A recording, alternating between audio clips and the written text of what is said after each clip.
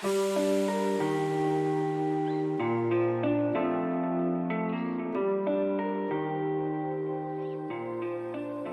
a mão agora no seu coração, peça ao Santo Espírito para falar com você nessa manhã, em nome de Jesus.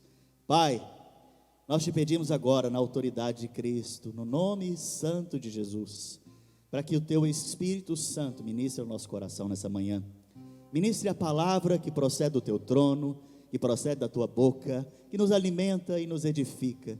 Que a tua palavra, que é bendita, que é santa, penetre no nosso coração como espada cortante, Senhor, a ponto de dividir a alma e o corpo, a ponto de separar o espírito e a alma. Que haja, Senhor, nutrição, alimento agora sobre as nossas vidas, que a nossa fé seja edificada nessa manhã, em o nome de Jesus Cristo. Aleluia, amém, aleluia. Você que está aí com o vidro aberto, cumprimenta agora o vizinho que está ao seu lado. Hoje você pode vê-lo melhor. Cumprimenta, fala bom dia para ele. Seja abençoado, fala para ele, seja abençoado. Você é uma bênção, aleluia. We have a lot of American guys here. You are very welcome, very welcome. This is the church of Jesus Christ. You are very welcome here. Amen? Cumprimentou a pessoa que está ao seu lado? Aleluia, glória a Deus. Quero compartilhar hoje um assunto que continua incendiando meu coração desde o último culto, que é sobre a volta de Cristo. Há uns 3 meses atrás eu ensinei sobre esse assunto, mas ele se tornou um assunto recorrente no meu espírito, que eu creio que o Espírito Santo está nos preparando para essa volta, está nos preparando para esse dia, está nos preparando como igreja para clamar e para pedir: Jesus, Maranata, ora vem, Senhor Jesus. Eu acho que esse é o clamor do Espírito Santo nesses dias, eu creio nisso. Eu creio que é o clamor de muitos vencedores que se levantam nesses dias. Maranata, ora vem, Senhor Jesus. Declara aí no seu carro e na sua casa: Maranata, ora vem, Senhor Jesus. E para começar a falar disso, eu quero que você abra a sua Bíblia lá em 2 Pedro, capítulo 3, verso 3 ao 4. 2 Pedro, capítulo 3, verso 3 ao 4. A Bíblia diz o seguinte: tendo em conta, antes de tudo, que nos últimos dias, fala comigo, últimos dias, virão escarnecedores com os seus escárnios, andando segundo as próprias paixões. Verso 4, e dizendo: onde está a promessa da sua vinda? Cadê o Jesus que vocês estão falando que vai voltar? Porque desde que os pais dormiram, desde que há antiguidade, desde os antigos, todas as coisas permanecem como desde o princípio da criação. Ou seja, cadê esse Jesus que vocês têm pregado? Cadê ele? Vocês estão falando que eles vão voltar. Aonde que ele está? Está tudo igual, está tudo do mesmo jeito. Nada disso vai acontecer, porque se ele não voltou antes, ele não vai voltar agora. Isso é que Pedro está dizendo. E olha só, Pedro era apóstolo e Pedro era profeta. Nesse texto então, ele está dizendo algo. Ele está profetizando a respeito de um sinal, de quando Jesus vai voltar. E o sinal é que nos últimos dias haveriam escarnecedores, pessoas que iriam zombar a respeito da volta de Cristo. Mais e mais pessoas iriam rir e zombar. Sabe, quando você fala para um ímpio lá fora que Jesus está voltando, eles zombam de você. Sabe, existem aqueles que não acreditam nisso, não acreditam nessa verdade. E Pedro está exortando aqui a respeito da verdade. Sabe, até mesmo dentro das igrejas evangélicas, nós vemos pessoas que ainda duvidam e não esperam a volta de Cristo. Fala assim comigo: eu espero, eu estou esperando a volta do Senhor Jesus. Pastor, mas por que você está ministrando a respeito da volta de Jesus? Porque eu quero que você seja um crente saudável. Sabe, eu quero que você seja um irmão, uma irmã saudável espiritualmente. Sabe, você meditar nisso te ajuda a estar em alerta na sua mente e no seu coração sobre a volta do Senhor, sobre o que está próximo. Quando eu falo essas coisas, é para que você, como cristão, esteja alerta, esperando, como quem levanta de manhã e fala: será que é hoje? Será que é agora? Sabe, a Bíblia diz que ninguém sabe o dia nem a hora. Pode ser agora, enquanto eu estou pregando para você. Pode ser nesse momento, você está me olhando e Jesus vem arrebatar os vencedores. Sabe, pode ser hoje, pode ser daqui a pouco. Ninguém sabe o dia nem a hora, mas existem sinais proféticos da volta de Cristo. Sinais, sabe? Eu quero então que você seja um crente saudável. E ser saudável é ser alguém que espera a vinda do Senhor. Fala mais uma vez: eu espero a vinda do meu Senhor. Prova disso é a distinção que o próprio Senhor Jesus faz em Mateus 23, 45. Mateus 23, 45. Abra sua Bíblia. Mateus 23, 45. Aqui Jesus faz uma distinção entre o servo bom e o servo mau. Você é o servo bom. A sua identidade é de servo bom. Por quê? Vamos ler. Olha o que ele diz: quem é, pois, o servo fiel e prudente, a quem o Senhor confiou os seus conservos, para dar-lhes o sustento ao seu tempo? Bem-aventurado aquele servo a quem seu Senhor, quando vier, o achar fazendo assim. Sabe, que nesses dias, que nós cremos, que nós esperamos a volta de Cristo, o Senhor te ache cuidando dos conservos, servindo os conservos, servindo a igreja da qual você participa, servindo os irmãos, esse irmão que está ao seu lado, esse irmão que vem no seu coração, que o Senhor te encontre servindo os seus irmãos. Você pode falar para o irmão que está ao seu lado aí: eu quero te servir? Aleluia. Olha só: em verdade vos digo, que lhe confiará todos os seus bens. Jesus vai confiar a esses todos os seus bens.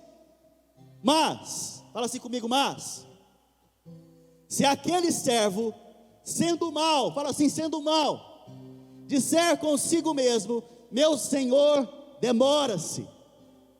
Jesus aqui definiu agora quem é o servo mau. Quem é o servo mau segundo a palavra? É aquele que fala que Jesus está o quê?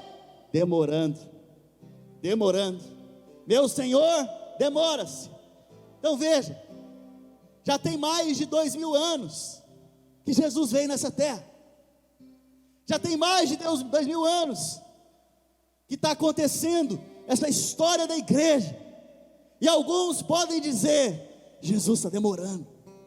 Jesus está demorando. Sabe, como Pedro disse que alguns iriam pensar que é um sinal profético, tudo está do mesmo jeito. Jesus não vai voltar nada. Isso é história, isso é balela, isso é historinha. O servo mau então é aquele que não espera pelo Senhor. O servo mau é aquele que perdeu a dimensão da volta de Cristo, da volta eminente de Cristo. Nós estamos aguardando o Senhor a qualquer hora, a qualquer dia, em qualquer minuto. Fala assim: eu estou aguardando o Senhor a qualquer hora, qualquer dia, qualquer minuto.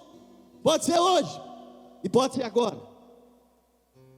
Sabe, é por isso que aqueles que não têm no seu coração essa santa expectativa se apegam tão fácil às coisas desse mundo. Sabe, esses que não têm essa santa expectativa são guiados somente pelas coisas desse mundo. Aqui tem recurso, eu sou guiado por onde tem recurso, então eu fico aqui. Ali tem mais recurso, então eu vou para lá.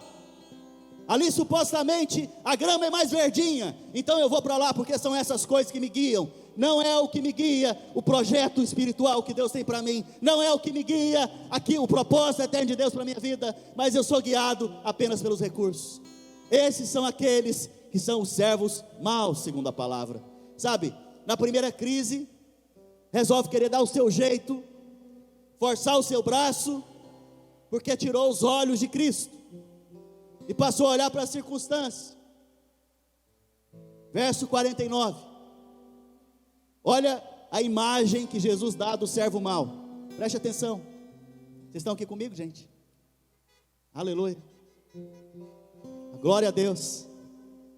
Olha a imagem: e passam a espancar os seus companheiros. Passam a servir os companheiros? Não, passam a espancar os companheiros e comer e beber com ébrios. Sabe, quando você perde a expectativa santa da volta iminente de Jesus, esse é o retrato. Você toma essa imagem para si, e o resultado é que você começa a espancar os irmãos. Sabe, alguns pegam o microfone, alguns pegam a palavra e passam então, ao invés de dar alimento e servir os irmãos, passam a espancar, a bater com palavras, com acusações, a bater uns aos outros. Não há perdão liberando, há antes outras coisas sendo liberadas, há antes espadas sendo liberadas, e não perdão sendo liberado. Sabe, esses que estão espancando os irmãos, é porque eles andam amargurados, com os olhos somente nessa vida, sabe, responsabilizando pessoas pelos seus problemas, esquecendo que acima de todas as coisas, o Senhor está sobre a sua vida. É porque perdeu a santa expectativa da volta de Cristo, estão olhando naturalmente apenas para as circunstâncias, apenas para as pessoas, esqueceram que a sua luta não é contra carne nem sangue, mas contra principados e potestades e dominadores do ar. Sabe o que a Bíblia diz lá em 1 Coríntios capítulo 15, verso 19? Abra sua Bíblia, 1 Coríntios 15, 19. Leia aí no seu carro junto comigo, leia aí em casa junto comigo. Se a nossa esperança em Cristo se limita apenas a esta vida, somos os mais infelizes de todos os homens. Sua esperança em Cristo não se limita apenas a essa vida. Essa vida vai passar, mas o reino do Senhor já vem, a glória manifesta do seu reino já vem. Sabe, esse é o primeiro resultado daquele que perdeu a expectativa santa da volta de Jesus. Mas o segundo resultado é que ele se assenta com ébrios. Fala assim comigo, ébrios. Ébrios é uma palavra bonitinha para aqueles que se embriagam, se intoxicam com o álcool. São aqueles que estão bêbados, mas dentro do contexto, são aqueles que estão bêbados nesse mundo, com o coração intoxicado com esse mundo.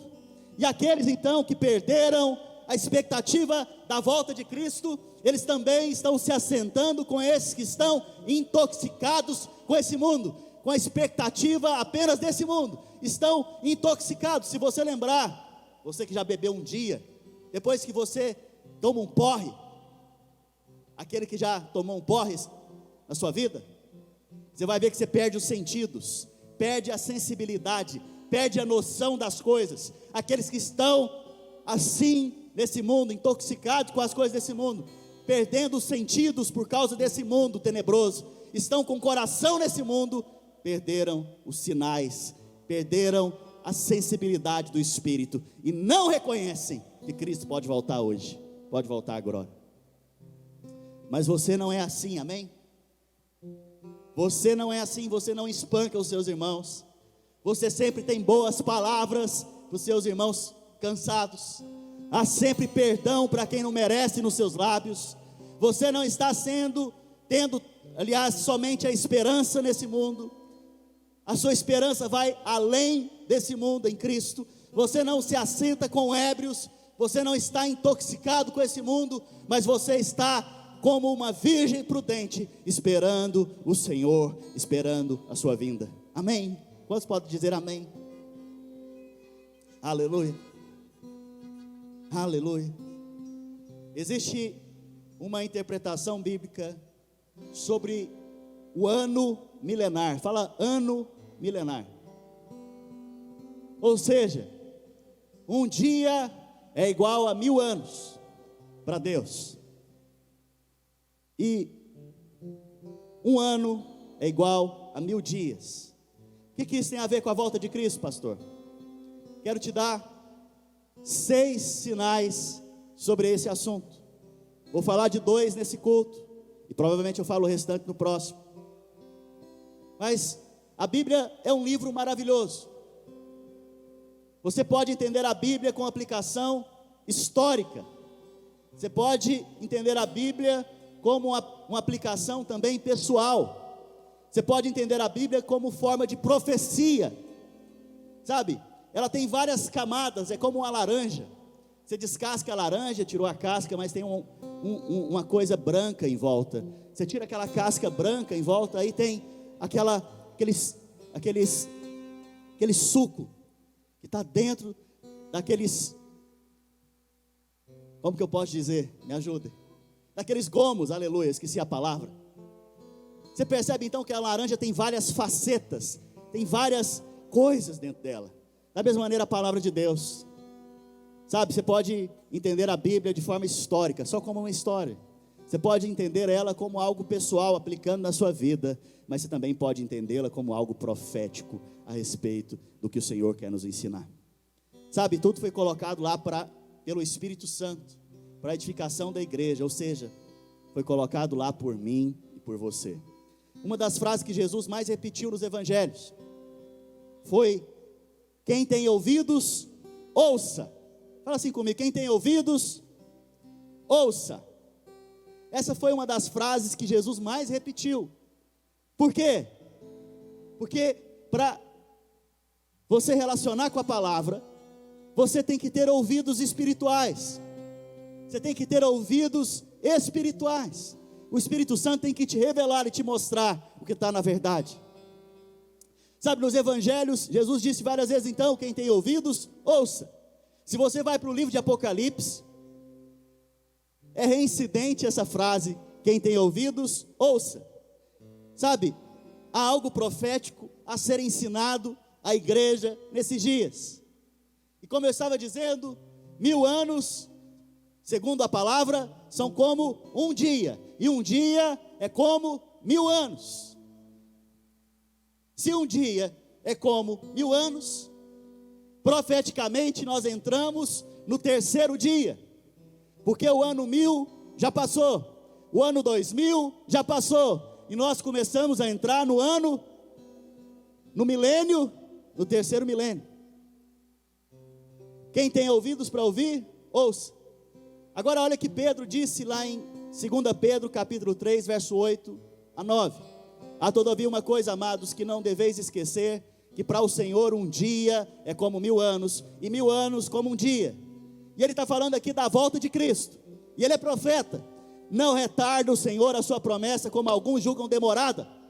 Pelo contrário, ele é longânimo para convosco, não querendo que nenhum pereça, senão todos cheguem ao arrependimento. Esse texto, Pedro está falando a respeito da volta de Cristo, e ele dá uma palavra inspirada, uma palavra profética. Ele está falando que um ano é igual a 1000 anos, um ano é igual a 1000 na presença do Senhor, para o Senhor, e como 1000 anos é igual a um dia. Olha, 1000 anos é como um dia. E o primeiro exemplo que eu quero te mostrar de 3 dias, fala assim comigo, 3 dias. Por que 3 dias, pastor? Porque nós entramos no 3º dia. O primeiro exemplo que eu quero te mostrar é o milagre que Jesus fez. O primeiro milagre que Jesus fez. Jesus não fazia milagres. Segundo João, o Evangelho de João, Jesus fazia sinais. Olha que interessante. Jesus lá em Caná da Galileia fez um milagre no casamento. Mas João, o Evangelho de João não chama isso de milagre. Chama isso de sinal. É um sinal. Se é um sinal é porque Jesus quer falar conosco algo além do milagre. É um sinal profético. É algo, uma mensagem que está além simplesmente do milagre ali. Você vai ver que Jesus curava o leproso, mas a Bíblia não fala que ele curou. A Bíblia fala que ele fez um sinal. sabe, Jesus multiplicou pão e peixe. A Bíblia não fala que ele fez um milagre de multiplicação simplesmente, mas João afirma que ele fez um sinal. Um sinal por quê? Porque ele quer falar algo além do que aquele milagre naquele momento. Preste atenção. A Bíblia diz em João capítulo 2, verso 1. Esse é o primeiro sinal que Jesus está fazendo. Veja que nós estamos querendo entender aqui o significado profético do terceiro dia, ou do terceiro milênio. 3 dias depois houve um casamento em Caná da Galileia, achando-se ali a mãe de Jesus. Preste atenção, quando que teve o casamento? Depois do terceiro dia. Aqui é um sinal profético, é o primeiro milagre de Jesus. Jesus faz um milagre no casamento, mas olha o sinal, no terceiro dia, 3 dias depois, houve o casamento. Um dia para o Senhor são como 1000 anos. Como eu disse para vocês, nós entramos no terceiro dia, no início do terceiro milênio, porque você conta 2000 até chegar no 3000, mas esse processo todo aqui são 3000 anos. Nós entramos então no terceiro milênio, no terceiro dia. No terceiro dia há então um casamento. Preste atenção. Se um dia são como 1000 anos, nós estamos agora então no início do terceiro dia. Preste atenção nisso, quem tem ouvidos ouça. A Bíblia fala que Jesus ressuscitou no terceiro dia. Que horas que ele ressuscitou? Bem cedinho, de madrugada. Nós estamos vivendo então o começo do terceiro milênio. Nós estamos bem cedinho, quase bem cedinho, de madrugada. E a Bíblia diz então que no terceiro dia houve o casamento. 3 dias depois houve um casamento.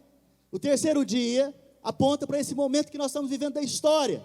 O noivo vai se casar. O terceiro dia fala da ressurreição. Se você morrer, você vai ressuscitar. Mas se você estiver vivo, você vai ser arrebatado. E ao terceiro dia vamos celebrar então as bodas do Cordeiro. Jesus, ele vem para buscar a sua igreja no terceiro dia. Fala assim comigo. No terceiro dia, Jesus vem buscar a sua igreja. Sabe, Jesus é o Rei dos Reis, e ele vai vir reinar sobre essa terra. Existe algo profético na vida de Davi. Davi era rei. Davi tem uma expressão profética na vida dele. Davi foi ungido rei. Se você lembrar no Antigo Testamento, a Bíblia fala que ele foi ungido rei, mas ele não começou a reinar no dia que ele foi ungido. Houve um processo longo até o seu reinado. A Bíblia fala então que endividados, amargurados, pessoas que tinham amargura e eram endividados, se achegaram a Davi nesse período, lá na caverna de Adulão. Da mesma maneira, Jesus foi ungido rei, e ele é o Rei dos Reis, e até o momento ele não veio assumir o trono dele, o trono de Davi aqui na terra. Mas durante esse tempo, pessoas amarguradas, que sou eu, você, pessoas endividadas, apertadas, de espírito amargurado, se achegaram ao Senhor. Quantos aqui se achegaram ao Senhor nesses dias? Quantos aqui estavam amargurados, estavam endividados e se achegaram ao Senhor? Isso aponta profeticamente então para mim e para você, assim como a vida de Davi é também um símbolo profético a respeito de Cristo, como aqueles valentes de Davi são um símbolo profético a respeito de nós. Preste atenção. A Bíblia diz então que naquele momento Davi ainda estava oculto, ele não assumiu o reinado dele, mas as pessoas se achegaram a ele na caverna de Adulão. Mas quando ele começou a reinar, a Bíblia diz que esses homens amargurados, oprimidos de espírito, endividados, passaram a ser generais e guerreiros poderosos no reino de Davi. Deixa eu te contar uma coisa. Ainda não se manifestou aquilo que há de manifestar. Jesus é o Rei dos Reis, e ele vai vir, ele vai voltar e vai reinar nessa terra, durante 1000 anos. Quando ele se assentar no trono, lá em Jerusalém, ele vai levantar aqueles que fazem parte dos valentes do Senhor Jesus, para reinar com ele, para reinar aqui com ele. Eu espero estar junto, eu espero reinar com Cristo. Sabe, em Lucas 22, 28, abra a Bíblia, Lucas 22, 28, diz o seguinte: vós sois os que tende permanecido comigo. Fala assim, permanecido comigo. É Jesus que está dizendo isso. Está dizendo isso para nós hoje, profeticamente. Tem permanecido como? Nas tentações. Tem permanecido como? Nas minhas aflições. Nas aflições. Tem permanecido como? Na tribulação. Hoje, esse tempo são um tempo de tribulação, não são? São ou não são, irmãos? Pisca o farol aí para saber que você está aqui.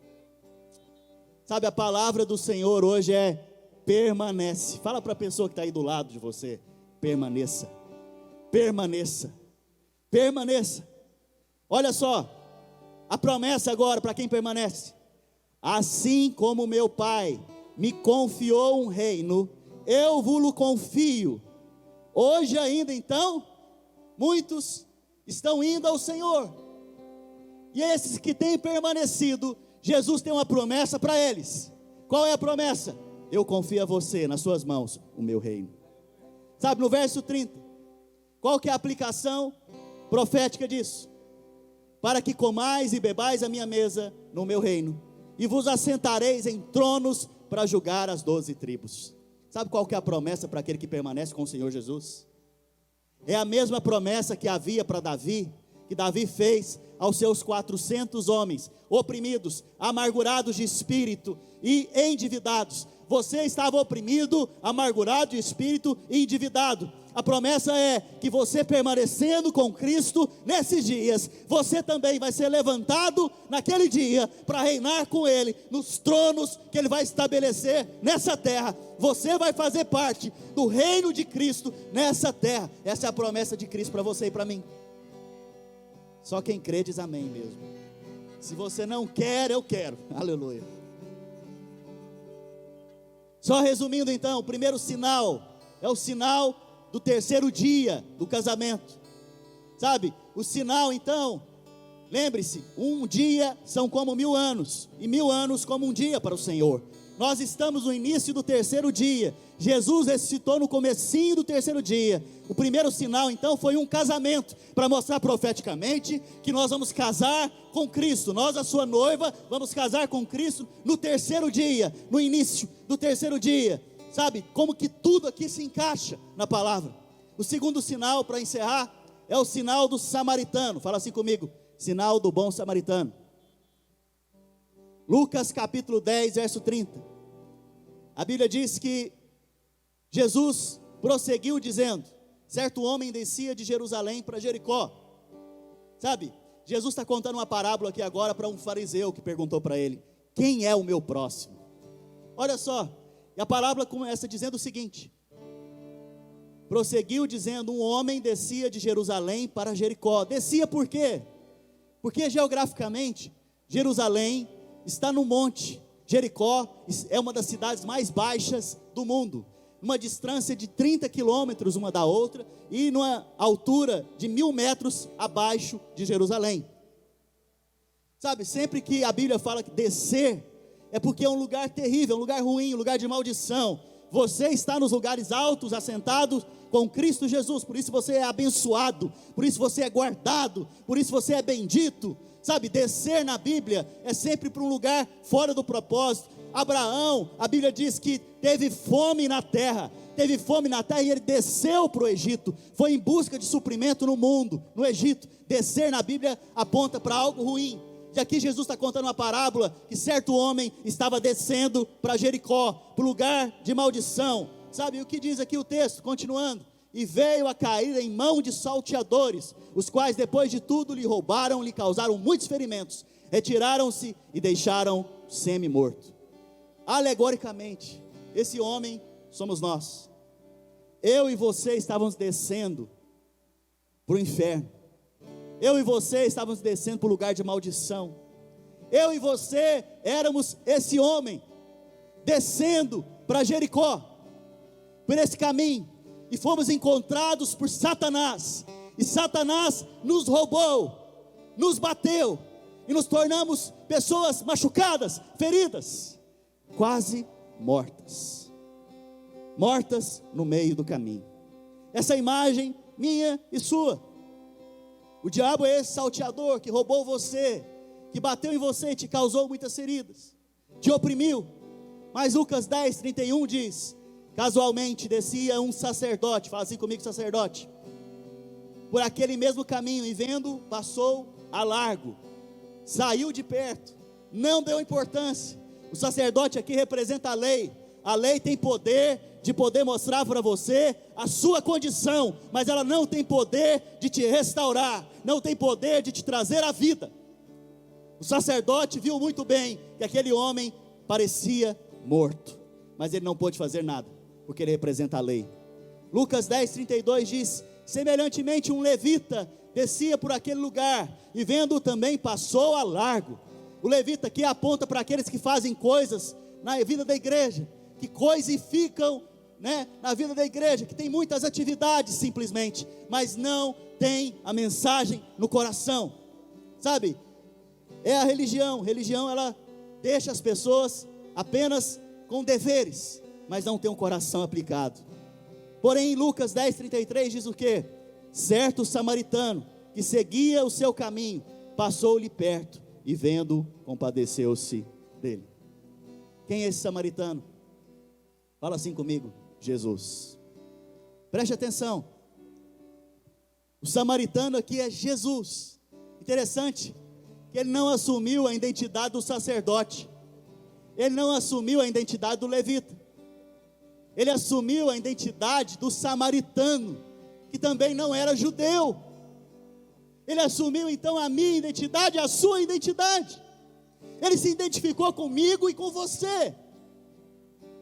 Mas olha só, qual foi a primeira coisa que ele fez? Ao ver o cara no chão morto, quase morto, ao nos ver pelo caminho, aparentemente morto. A Bíblia fala que nós estávamos mortos em nossos próprios delitos e pecados. Ao Jesus nos ver pelo caminho, ele se compadeceu. A Bíblia diz que o samaritano se compadeceu. E mais, olha só, e chegando-se, pensou-lhe os ferimentos, aplicando-lhes o óleo e o vinho, colocando sobre o seu próprio animal, levou-o para uma hospedaria e tratou dele. Primeira coisa que Jesus fez ao te encontrar, ele colocou em você o vinho. O vinho aponta para o seu sangue derramado, aponta para a redenção que você teve em Cristo.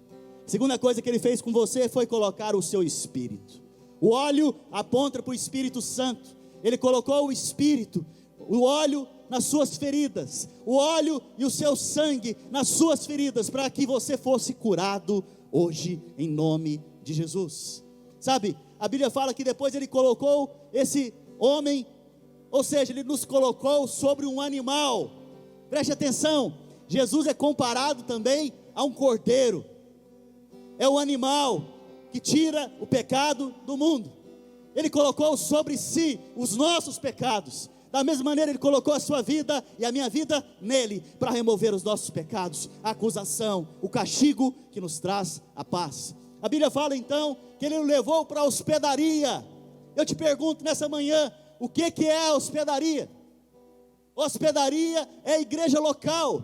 Você e eu fomos conduzidos para a igreja local. Eu e você fomos conduzidos para estar conectados numa igreja local. O bom samaritano, que é Jesus, nos pega pelo caminho, trata as nossas feridas, as nossas dores, nos perdoa dos nossos pecados e nos leva para a vida da igreja, nos conecta na igreja local. Por isso é tão importante você fazer parte de uma igreja local, filho. Aleluia. Olha só, sabe, eu preguei essa palavra, eu estava vendo, essa palavra, ela se chama hospedaria, eu dei o nome a ela de hospedaria. Eu preguei essa palavra em abril de 2017, nós estamos em abril de 2020, em abril de 2017 eu fiz uma reunião com a equipe, de Boca Raton, que ia plantar a igreja. Eu preguei essa palavra, falando que essa igreja seria uma hospedaria. Sabe, que Deus venha trazer, que Jesus venha trazer muitos para essa hospedaria, em nome de Jesus. Naquela ocasião a palavra não foi gravada, mas eu creio que hoje ela será gravada, em nome de Jesus. Aleluia. Preste atenção, versículo 35, eu estou encerrando. E aqui a menção profética para você e para mim.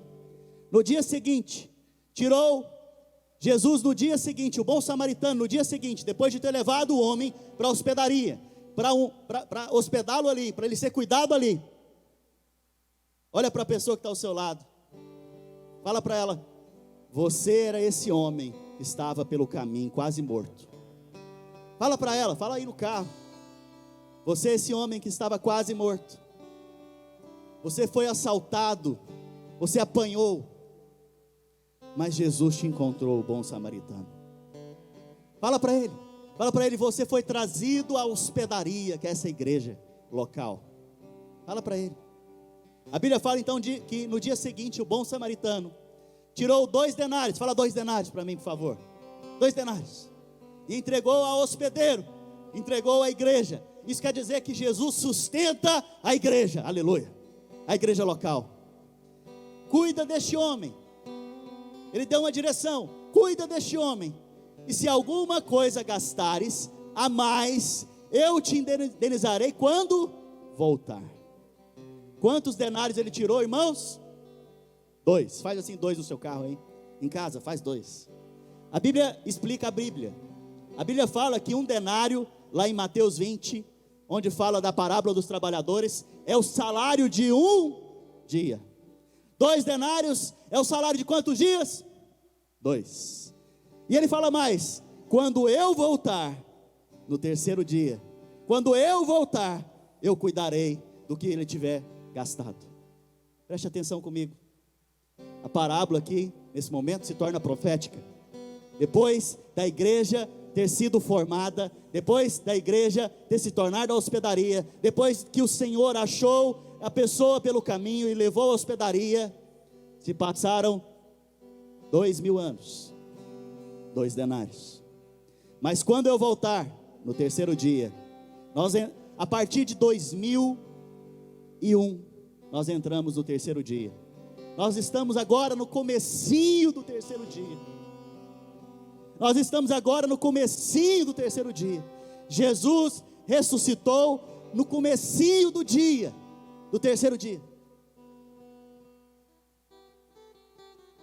Esses 2 denários apontam para 2 dias que se passaram. Jesus está voltando para encontrar novamente aquele que estava quase morto pelo caminho, que era eu e você. Só que agora ele vai te encontrar na hospedaria. Se você está na hospedaria hoje, que é a igreja local, é lá que ele vai te achar. E ele sabe que os 2 denários já foram gastados, 2000 anos já se passaram. Mas agora, no início do terceiro dia, ele volta para quitar as dívidas que ainda tem. Não falo mais dívidas de pecado, mas para dar sustento a cada um de nós e arrebatar-nos, nos levar para ele. Nós entramos no terceiro dia, filho.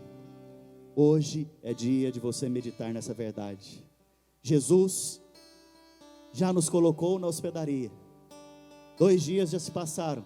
Estamos no terceiro dia. Esse é o segundo sinal do terceiro dia. O primeiro sinal é o sinal do milagre do casamento em Caná da Galileia. E a Bíblia fala que depois de 3 dias, Jesus foi para um casamento. Segundo sinal é o sinal da hospedaria. Jesus deixa 2 denários e volta no terceiro dia para encontrar aquele que estava morto pelo caminho. Sabe, esses são dias que o Senhor vai nos encontrar. Se vivos ou mortos, Ele vai nos encontrar. Nós não sabemos o dia nem a hora, mas como Pedro disse, um dia são como 1000 anos para o Senhor, e 1000 anos como um dia. Como Pedro disse, nos últimos dias iriam se levantar zombadores, escarnecedores, falando a respeito da volta de Cristo, que isso é balela, que isso não vai acontecer. Mas eu te digo, vai acontecer, está às portas, e todo aquele que ama a sua vinda, vai ser coroado com uma coroa. Se você ama a vinda do Senhor, buzina nessa manhã. Se você ama a vinda do Senhor, fala Maranata, ora vem Senhor Jesus. Aleluia. Feche os seus olhos. Feche os seus olhos agora onde você está. Eu quero que você se una ao Espírito Santo nessa manhã e diga para o Senhor Jesus: Maranata, ora vem Senhor Jesus. Fala isso agora a Ele: Maranata, ora vem Senhor Jesus. Mais uma vez: Maranata, ora vem Senhor Jesus. Mais uma vez, bem alto: Maranata, ora vem Senhor Jesus. Ora vem Senhor Jesus. Eis-nos aqui, Senhor, ora vem. Estamos atentos, olhando para os céus, esperando a sua volta, como loucos para esse mundo, mas aqueles que confiam na palavra da loucura do Evangelho. Oh Espírito Santo de Deus, que essa urgência venha no nosso coração nessa manhã, Senhor, e nós estejamos atentos nessa manhã à sua volta, à sua vinda, que virá como um ladrão e nos arrebatará nesses dias, em nome de Jesus. Aleluia, glória a Deus, aleluia, aleluia. Antes de eu fazer a oração final, eu vou pedir, enquanto eu oro, para que alguns dos irmãos passem nos carros, e aqueles que tiverem trazido alimentos para doação, que eu pedi na mensagem que eu enviei, vocês entreguem para esses irmãos. Nós vamos fazer cestas básicas, cestas de alimento, para abençoar aqueles que estão precisando no nosso meio. Essa semana eu procurei identificar no nosso meio quem está precisando. Eu descobri 6 famílias apenas, no universo aí de 250 membros da nossa igreja aproximadamente, apenas 6 famílias estão em dificuldades, e eu quero abençoar essas famílias, quero direcionar esses alimentos ou doações que nós tiver para essas famílias, e nós vamos guardar esses irmãos no nosso meio, em nome de Jesus, amém? Então, se você trouxe alimento, enquanto eu orar agora, os irmãos vão buscar nos carros, você pode entregar para eles. Se você em casa quer ajudar de alguma maneira, abençoar alguma família, né? Ou aquele que está precisando, que a gente identificar, você pode ofertar de casa também, apenas colocando na oferta o motivo para a gente separar. Levante as suas mãos agora, você que está em casa, você que está no carro, levanta as suas mãos agora bem alto, bem alto. Repete comigo assim, fala assim: Maranata, ora vem Senhor Jesus. Fala assim comigo mais uma vez: Maranata, ora vem Senhor Jesus. Fala para o Senhor agora que você o espera. Fala para o Senhor agora que você anseia pela sua vinda. Pai, em nome de Jesus, eu te entrego a igreja do Senhor. Eu dedico ela nessa semana a Ti, que é o dono da igreja, que é o Senhor da igreja, que é o noivo da igreja, Senhor Jesus. Eu declaro que eles são benditos, que eles são guardados. Eu abençoo o teu corpo que se reúne nesse lugar, o corpo de Cristo. Eu abençoo essa hospedaria local, essa igreja local. Eu abençoo a vida dos meus irmãos. Eu declaro que na crise eles prosperarão. Eu declaro em nome de Jesus que o coração deles estão voltados para Ti, para a sua vinda. Eu declaro em nome de Jesus que essa semana é uma semana de vitórias no Senhor. Nós declaramos nessa manhã em o nome de Jesus. Aleluia, glória a Deus. Uma semana de vitórias abençoada no Senhor Jesus. Dá glória a Deus onde você estiver. Aleluia.